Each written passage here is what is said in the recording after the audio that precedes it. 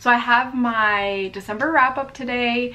These are all the books I read in December. I read 14 books in December. Not as many books as I wanted to, but still a good amount of books. So the first book I read this month was Dear Martin. This was a reread. I never reread books, but I wanted to reread this one because I didn't remember what happened. You probably heard all about this one. So surprised because I don't read a lot of YA, so I'm very picky about what I consider a 5-star read when I read YA.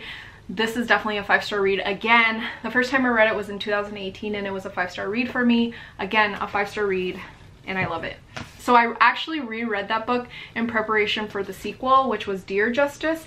I honestly had to reread the sequel because I was like, wait, who is Justice? And Ashley, who I buddy read this book with, and I will link her channel down below, she was like, Justice was the main character of Dear Martin. And I was like, oh my gosh, I have to reread Dear Martin.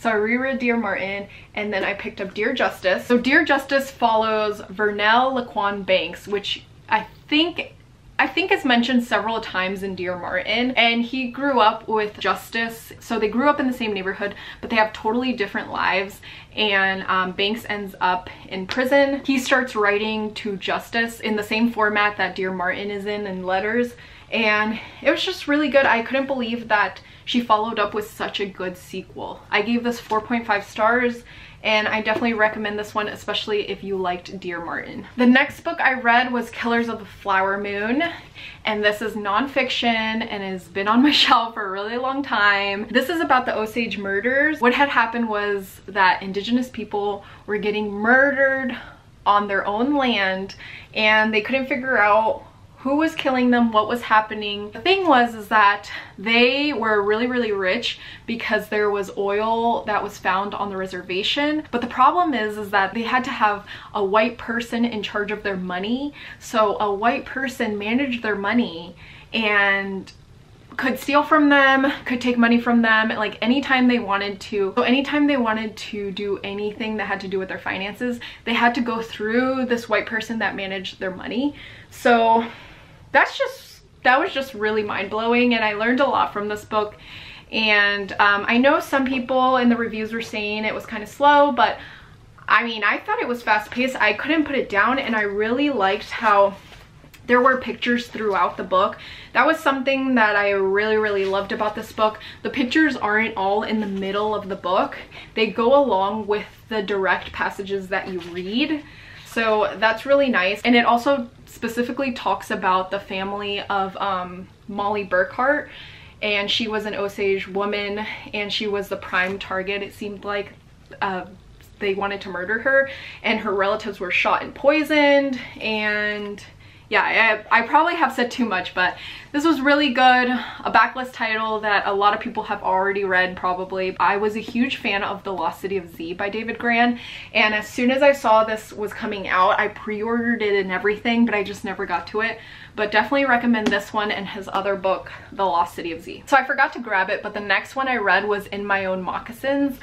And this one was really good. It's a memoir by an Indigenous woman. This memoir not only covers her experience through addiction and recovery, but it also brings up the constant abuse and trauma that Indigenous women have gone through and still continue to go through. Helen has a really poetic way of writing. The book was just beautifully written. I will say that if you have any triggers at all, do not pick up this book because it goes over a lot of things that could possibly trigger you. Abuse, addiction, alcoholism, drugs, sexual assault, suicide. There's a lot of triggers in this book, so be aware, especially if you are Indigenous. You might want to tread carefully because this could bring up a lot of past trauma or current trauma and be a huge trigger for someone. But other than that, I gave it 5 stars and I definitely recommend it, and it was a really good memoir. The next book I read was also a reread, and I was really surprised I reread this book too, and it's Ready Player One. I read the first book in 2013 with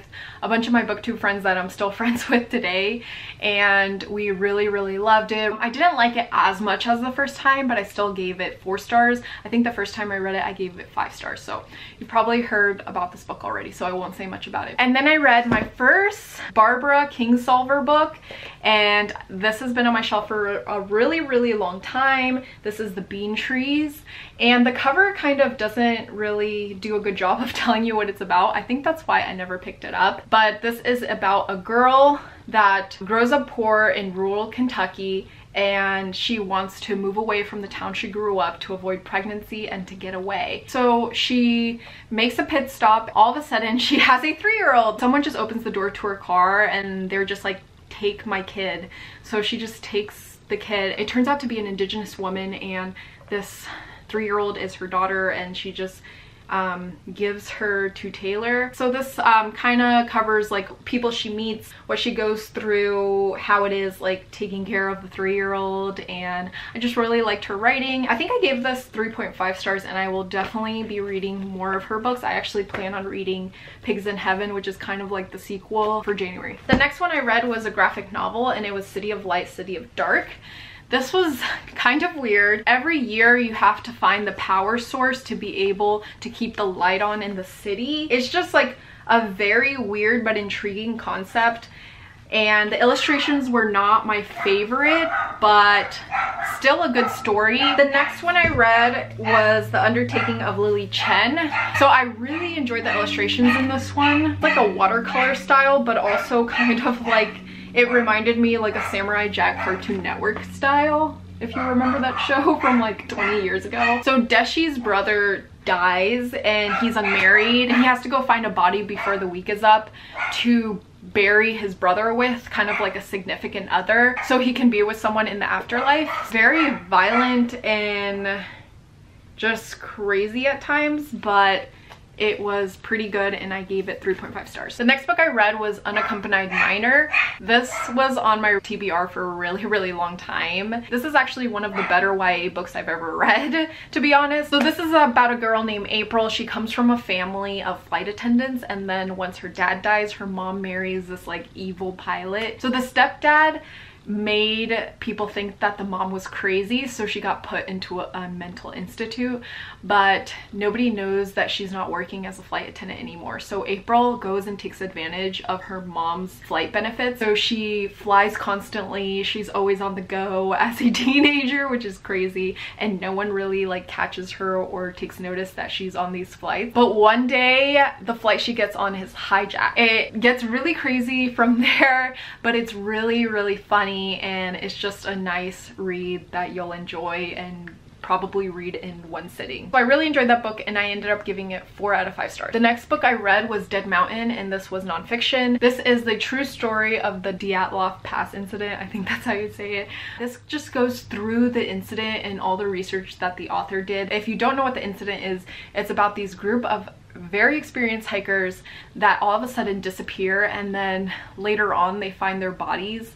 And it just seems like something weird went on because their tents were ripped. They had broken bones. There's so many theories on what happened. I like what the author did towards the end of the book, kind of made their own theory of what they think happened based on all the research they did and everyone they talked to. This wasn't one of my favorite nonfictions I've read, but it was still an enjoyable read, and I ended up giving this 3.5 out of 5 stars. The next one I read was The Hatching, and this one was really fun. With this one, a lot of weird things start happening in the jungle with an FBI agent that's investigating this plane that crashed, and then the Chinese government accidentally dropped a nuclear bomb.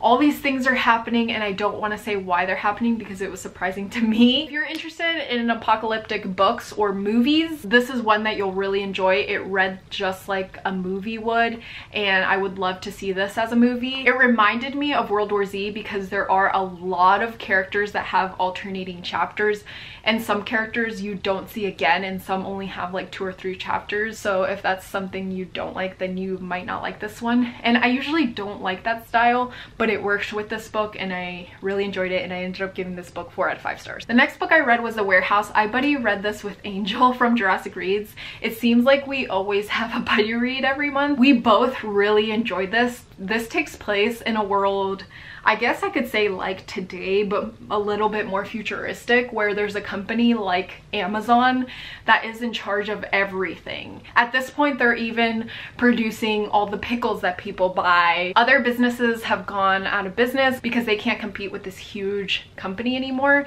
And so many people work at this Amazon-like company that they have campuses. They're kind of dorm style, and you live there and you eat there and you work there. It sounds so crazy but so real. It sounds like something that could happen just in the next few years. I really like this one. It was a surprise about like what ended up happening in the book. I really liked what they did with this book, and I really hope there's a sequel or a movie or something, because I just love the whole concept. I do wish we got more details, which is something me and Angel were talking about. I wish some of the characters were more talked about and we got more details about their life or their thoughts and everything. But overall, a book I definitely recommend, and I gave it 4 out of 5 stars. Next book I read was Pachinko, and this is a multi-generational story. This also takes place between Korea and Japan. This starts off in the 1900s in Korea with this girl named Sunja.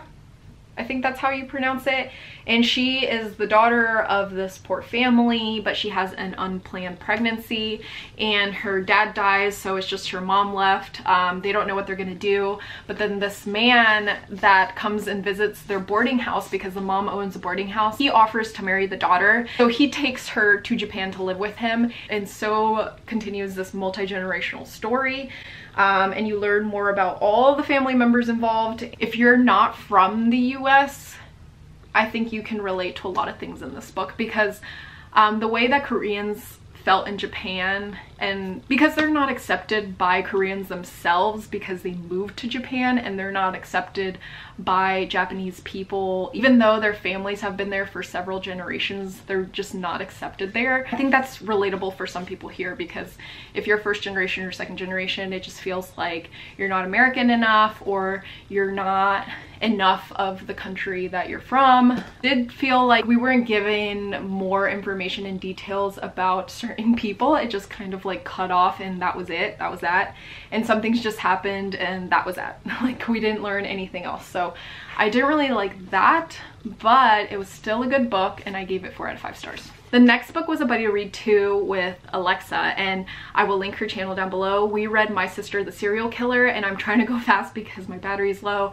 But that book, I really enjoyed the writing, but I just wish that we had gotten more details about all the characters, and I wish the book was longer because I really wanted to know more. And I ended up giving that book 3.5 out of 5 stars. So that was all the books I read. Look out for my January TBR video, and let me know in the comments if you've read any of these or if you're interested in any of these.